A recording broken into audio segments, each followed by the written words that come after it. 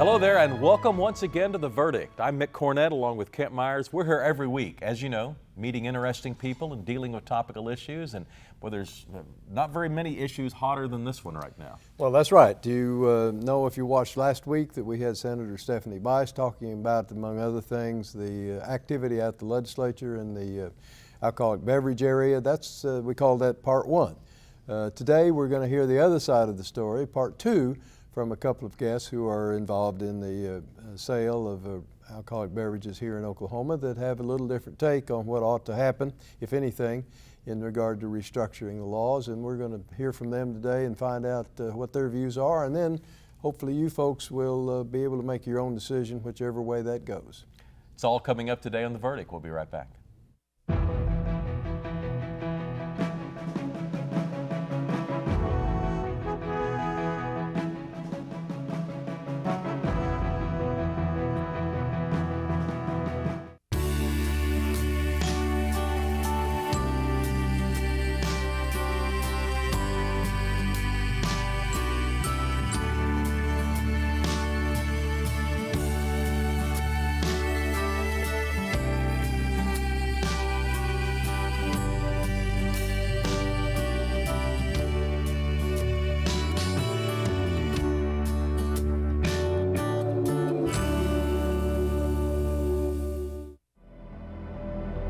What I can offer is insight into understanding the Native American art, how these artists are expressing themselves as cultural people.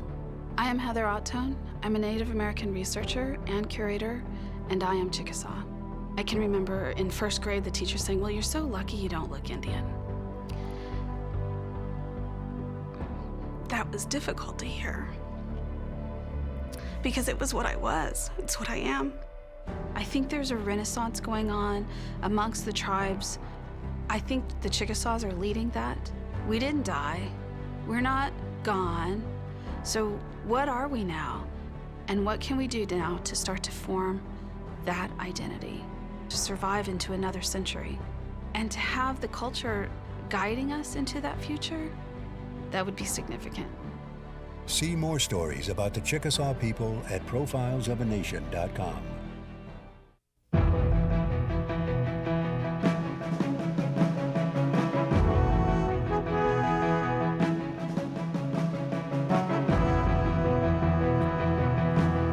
Hello there and welcome back to the set of The Verdict. Mick Cornett with Kent Myers, and Kent's going to introduce today's guests.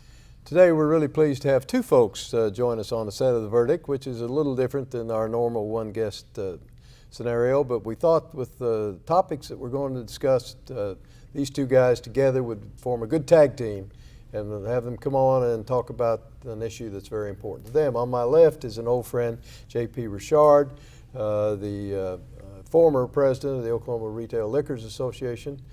He is the owner and operator of Cash Road Liquor in Lawton. JP is a Vietnam vet.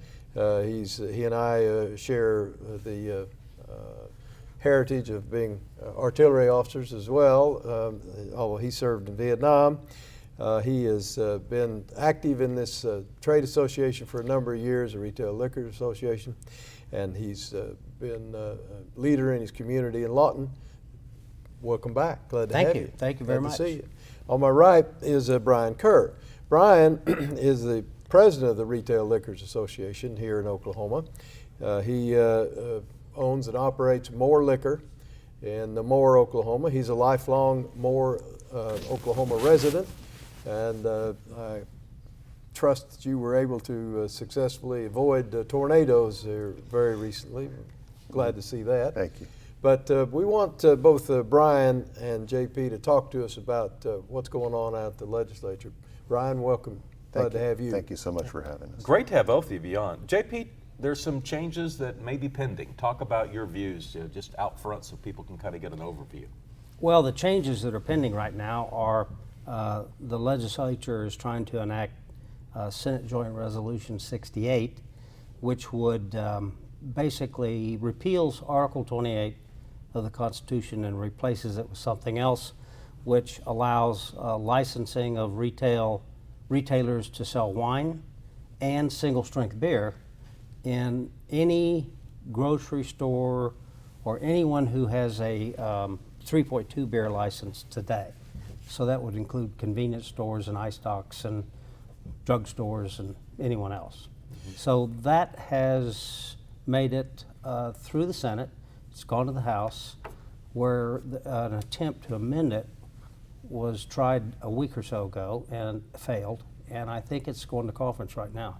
I think Brian can tell you exactly where it is. Brian, give us the overview as you see it. Yeah, SJR 68, as proposed by Senators Jolly, Bice, and Bingman, would categorically reshape the way that liquor is both distributed and sold here in the state of Oklahoma, alcoholic products.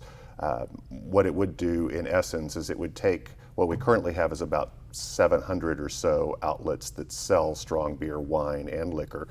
Those are the folks I represent, locally owned businesses throughout the state of Oklahoma. 700? There's about 700 of us, yes, sir.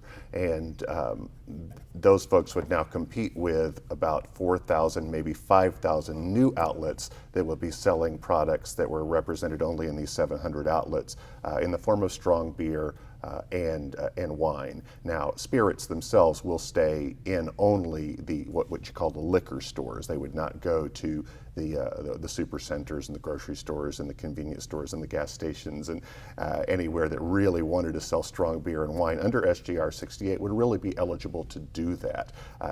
We think this is probably a bad deal for lots of reasons, but SJR 68 also does something a little more insidious. It reshapes the way that the wholesale distribution system works here in Oklahoma as well. And we don't think that's to the benefit of either us retailers or the consumer. Well, give us a background then. How does it work? What is the system? If your only involvement is to purchase something, you probably have no idea how that bottle got on the shelf. Yeah. Give us the background. Absolutely. Most people have no idea how it works. And here in Oklahoma, we have kind of a unique system. It is most places they have a 3-tier system, or in 17 states they have what they call control states, where the state government itself actually owns the wholesale and sometimes the retail side of liquor and sometimes wine sales, which is a really interesting model. All of these were set up after Prohibition many, many years ago. In Oklahoma, the founders of Oklahoma decided, or the folks in charge back then, decided that they wanted to create a 4-tier system. And the 4-tier system, what it is it starts at the distributor level or the manufacturer level, the people that actually make the product, and then it goes to a Oklahoma wholesaler, the people above us, and then it comes down to the retailers and then to the consumer. So Jack Daniel's makes a bottle. He gives it to a distributor that represents a family of products. They sell it then to a wholesaler who sells it to us retailers who sells it to the consumer. At all steps of that process, there's competition. And because of that competition, the consumer in Oklahoma generally gets a lower price than what folks in Texas have to pay or what people up in Arkansas or over in Arkansas or up in Kansas have to pay for their alcohol. So that's how it works in the 4-tier system. We believe the 4-tier system is the best system. Some people say it needs to be reformed because it's not like anybody else. We feel like this fits Oklahoma perfectly and services the Oklahoma consumer. Well, JP, does the current system work? Yes, it does. In fact, we think it works better than our surrounding states. And here's just a classic example. We do have a 4-tier system, but in that tier between the manufacturer and or importer and the wholesaler are what we call the brokers. They represent the products. And in Oklahoma today, right now, there are about 17,000 to 18,000 products available to the wholesalers right now. The state of Texas, which is a franchise system, has only 13,000 to 14,000 items. If you look at all the surrounding states, we best the surrounding states in the number of items available by at least 30%, and that's every surrounding state. So the consumer is benefiting in the current environment. Oh, absolutely. They get more. I mean, we get the latest and the greatest, and because the only thing we have to sell is alcohol. So we don't sell mixes, we don't sell ice, we don't sell anything like that. Corkscrews or No anything? corkscrews, nothing. So we're always looking for something a little different, and we have very aggressive brokers who go out and find things for us. Or if I find something in California, I want it posted, I get with a broker, we work out a deal, bingo, we get it in here. I know a hot topic at the time that Liquor by the Drink was passed in Mid-80s was an aversion to franchising. There was was not present in that Correct. proposal and was not meant to be present in that proposal Correct. because that was thought not to be the best way to ensure maximum output of products to the Oklahoma consumer. Are you saying that what's present now in the Senate Joint House Resolution 68, I guess it is, would allow franchise? Yeah, SJR 68 specifically says that the wholesale system as it is now will be replaced by the following wholesale system. The distributors could make deals with the in-state wholesalers so that they could own controlling interest in that wholesaler. And then they could make a contract essentially with themselves to be the sole representatives of their family of products. So for instance, there are two really big distributors in the United States, Southern Glazers and Republic National Distributing Company. They currently sell to all 7 wholesalers in Oklahoma. Now keep in mind— Now they must. They must. They must. That's mandated. That's right, they must. By law, Yeah. it is a forced competitive open market is what it is currently in our Constitution. And so they have all 7 wholesalers that they must sell their product to. Now keep in mind, if we wanted to, we could get together and open our own wholesaler right now. All of us have been Oklahomans for 10 years. I assume nobody here has felonies. And so we could open our own wholesaler right now and compete in that market if we desired. It's an open market. There's no barrier to entry other than what you need to put together to open a business.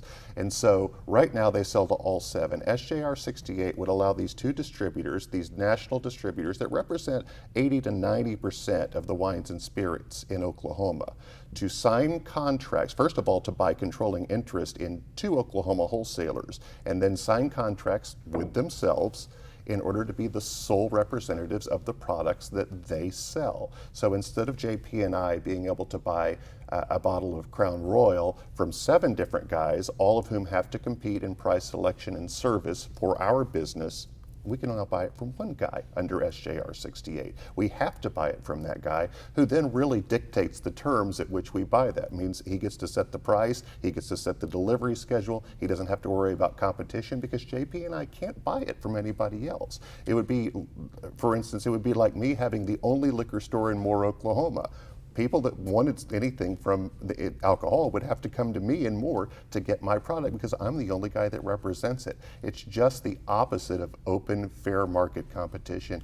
And as a result, we think that most Oklahomans would reject it if they know what's in SJR 68, which is exactly what it says. Let's get us to a break. A week ago, we had State Senator Stephanie Bice on to talk about pending legislation changing in the liquor laws. Today, an opposing view from J.P. Richard and Brian Kerr. We'll have more on the verdict right after this.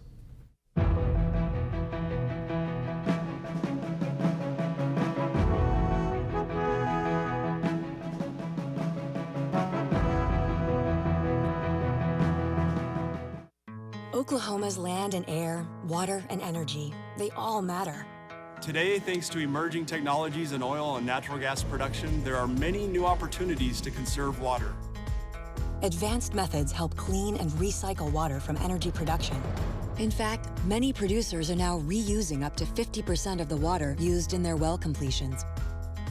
Learn more about how Oklahoma producers are recycling water at oerb.com/bothmatter. The good life comes naturally to Tulsa, where nature's beauty is matched with an eye for aesthetics. A legacy of neighborhoods graced with lawns and landscaping and handsome homes. A place that seems to have patented an ideal lifestyle. Bank First is loyal to the quality of life Tulsa assures its citizens, to the priority placed on education, culture, and growth. Loyal to builders who transform raw land into residential charm. Developers who see opportunity and add vitality to Tulsa's economy. Bank First serves both enterprise and private lives that need a loyal partner. It's how we help nurture this city's very good life. Bank First. Loyal to Oklahoma. Loyal to you.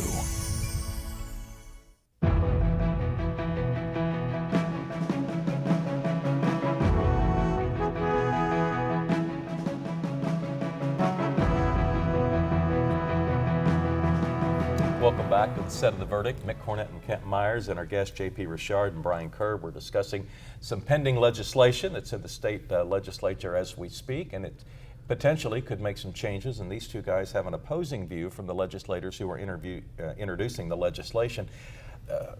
Brian, how do you respond to people that just say that, you know, our laws are archaic, they're outdated, they need to be changed, and you guys are standing in the way of progress? Mick, the answer to that is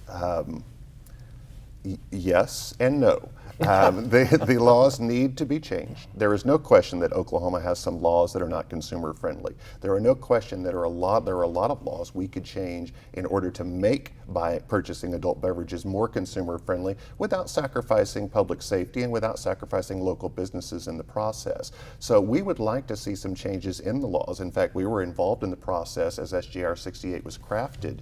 We were involved in the process, and we had proposal after proposal after proposal in order to update Oklahoma's liquor laws to do what Oklahoma consumers are telling us they want. For instance, single strength beer. We're in favor of that. Selling it cold in our stores. We're in favor of that. We'd like to see that. Allowing mothers and fathers to bring their children in if they want to buy a bottle of wine on their way home. We're in favor of that. We're in favor of expanding our not being closed on July 4th and Memorial Day and Labor Day, days where people really should be able to get a bottle of alcohol if they want to. And there are other changes that we would like to see as well. So we don't oppose everything that SJR 68 says. Unfortunately, SJR 68 is what it is, and it's a bad bill. And so we have to oppose it on the grounds that as a whole, it does more harm than it does good. But we would love to see some changes, and we've got those up on our website if people want to look at our plan. JP, what do your customers tell you? What are they backing you guys, or what are you hearing from them? Well, most of my customers would favor wine and grocery store. When we tell them that this bill not only brings wine to grocery stores, but also to every convenience store, drugstore, iStock, anybody, they say, well, isn't that a little dangerous? Because if back in the 90s, the Able Commission did a study of the source of alcohol, and what they found was that 82% of all the alcohol-related incidents in the state were the result of the sale and consumption of 3.2 beer, which came from convenience stores and grocery stores. And JP, it's important to note that that is particularly true of underage access of alcohol, that most folks under the age of 21 acquire their alcohol in Oklahoma through the grocery or convenience store, either bought or stolen from those outlets. And it doesn't happen necessarily nearly as often in stores that are regulated like the ones that JP and I own. Yeah, our customers want us to be able to sell it cold. They'd like for us to be which open you can't on, now. Which we cannot. And they would like for us to have mixes and, you know, just corkscrews and wine glasses, and they'd like to see tastings in the store. All of those things. And we agree with them. In fact, that was all in our proposal, which was summarily rejected totally by Senators Bice and Jolly and Binglin. Yeah, so let's talk, if I could just talk for a minute about the impact of SJR 68 on local businesses. It's one, they did not do a fiscal impact study on this thing, and if they had, they would know it was a very bad idea, because what they're essentially doing is overlaying what they do in Texas into Oklahoma. I call the SJR 68 the Texas minus model, because it takes what Texas is doing, puts it in Oklahoma, but takes a few little more things away from locally owned retail package stores in the process. So what we're going to see, if SJR 68 is passed as written, what we will see is we'll see about 300 local retail package stores go out of business. Out of 700? Out of 700, yes sir, almost immediately, and certainly within a couple of years. And not just those businesses, but the people they employ. So we see SJR 68 as a destroyer of local businesses that won't be replaced, by the way, except by an extra aisle at Walmart or an extra change out a cooler at the 7-Eleven or the Quick Trip. They won't hire new people to do these jobs. So we'll lose these businesses and we'll lose these jobs, neither of which will be replaced. And that money, which would stay in a local economy, which is about 50% of all money that's spent at a local business stays in that local economy. Whereas if it's spent at a supercenter or an out-of-state corporation or a chain store, it's about 14%. So that money that was circulating in the local economies now goes to Bentonville or the state of Washington or wherever the headquarters are of these corporations, who won't reinvest it into the local economies in the form of window washers and lawyers and CPAs and guys to clean the parking lot and the employees that work there. And so SJR 68 is a business and a job killer. It offers convenience to the consumer, which we support. We can do that without SJR 68. Well, what are your major concerns about how this will impact your customers? Well, at this point, most of I will lose probably 25% of my customer base, because those are wine customers who shop for economy wines, that sort of thing. 100% of us go to a grocery store because we all eat. 100% of us go to a convenience store because we all drive, or people that we in our family. And they know that, so they know they captured our customer. So we're going to lose some of our foot traffic. Now, what we're hoping to do is, by capturing other items, be able to make up at least part of what we lose. Yeah, Kent, let me speak for a second to how SJR 68 affects the consumer regardless of the retail package stores, right? So the consumer, because of the way the SJR 68 reshapes the wholesale distribution system and eliminates competition at that tier, and because it eliminates 300 retail package stores and the competition they provide at that tier, what the consumer will see is, for the majority of the alcoholic products that they buy, the price will go up and the selection will go down. If we look at Texas and we look at the price of both beer and liquor in Texas, now in fairness, and I will admit this, for some reason wine is generally cheaper in Texas. I have not cracked that code yet. But liquor and beer are both as much as 20 or 25% higher in comparable markets. So if you look at small towns in Texas versus small towns in Oklahoma, or if you look at the big stores in Oklahoma like JP's store or Byron's downtown versus the Specs and Total Wines in Texas, you will see that prices are higher in Texas as a result of the system that SJR 68 would put in place. So the consumer is going to suffer because they're going to have less selection, as JP pointed out, through the franchise system, and higher prices because of the lack of competition, particularly on spirits. But the consumer suffers through SJR 68 as well. Yes, they get a little bit of convenience at the grocery and convenience store, being able to buy whatever the products that Walmart or 7-Eleven or Quick Trip or whomever happens to want to carry, which will be a limited number of products. There will be heavy competition in that area, but for the vast majority of alcohol, the consumer pays more and sees fewer selections on the shelf. Well, so what message do you want to give to our viewers about what ought to happen to Senate Resolution 68? We think if 68 does make it through the legislature, it bypasses the governor because it's a joint resolution. It has to be sanctioned by the Secretary of State, it becomes a state question, goes on the ballot. We hope that Oklahomans will stop and pay attention to at least that one. Because it will do all the things that Brian said. It'll make access much easier, and it's being followed up by Senate Bill 383, which is Senator Bice's bill, and we've tried to see, that's in Title 37.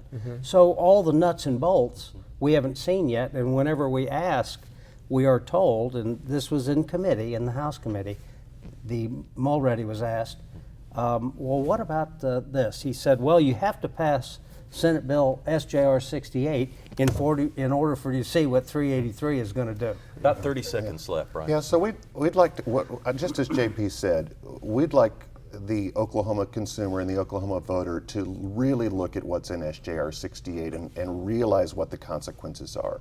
It is increased convenience, there's no question about that, but that's the only thing it is. And you pay for that convenience through a decrease in public safety, an increase in access amongst our youth, and higher prices and fewer selection, as well as fewer local businesses. SJR 68 just really isn't worth, the convenience is not worth the price you'll have to pay. Really appreciate you guys coming on the Yeah, show. thanks very much, Thank guys. you. Appreciate you coming in. Hope you appreciate the opportunity. Absolutely, absolutely. yeah. Thank you so much. Kent and I'll have a final word after this.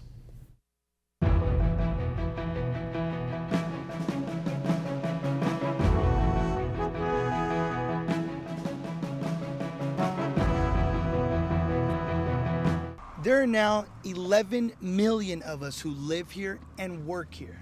I was 15 when I came here 6 years ago. I raised my family here. I drive my truck to my job every day. The only difference between now and 6 years ago, I do it legally. I wanted to. Because this is my home.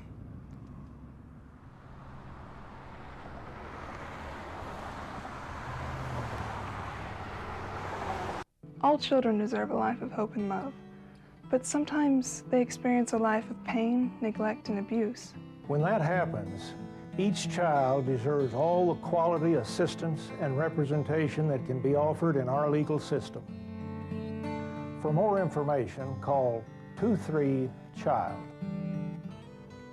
Oklahoma Lawyers for Children, helping to bring hope and love back to the lives of abused children. You will always be Mom and Dad to me. I really think people are so unaware of the number of kids waiting just in Oklahoma. And I think if more people knew that those children were out there waiting, I think that just by the way we live our lives and the people we talk to, that maybe we can help encourage adoption from Oklahoma. You will always be Mom and Dad to me. The Journal-Record is pleased to be a sponsor of The Verdict. The Journal-Record, since 1903, the best source of Oklahoma business news and legal information.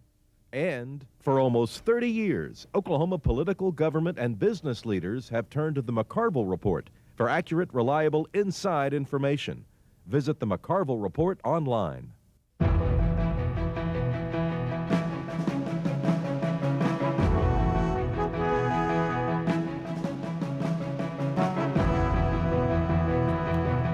A week ago, we had State Senator Stephanie Bice on The Verdict to discuss some pending legislation on liquor laws. Today, J.P. Richard, Brian Kerr representing the other side of that story. I think there's a lot of things for people to think about. Well, there are, and we wanted to make sure that our viewers got a chance to see both sides of the story and let them make their own informed decision. Our guests today have a website you're welcome to check out. It is rlao.org. That's rlao.org. And we have a website. Love for you to go on our website and talk about a subject you'd like to see us discuss or a guest you'd like to see appear in one of these chairs. Our website is theverdict.tv. That's theverdict.tv. But that's going to do it for this show. For Kent Myers, I'm Mick Cornett. Thanks for joining us on The Verdict, and we'll see you next week with another show.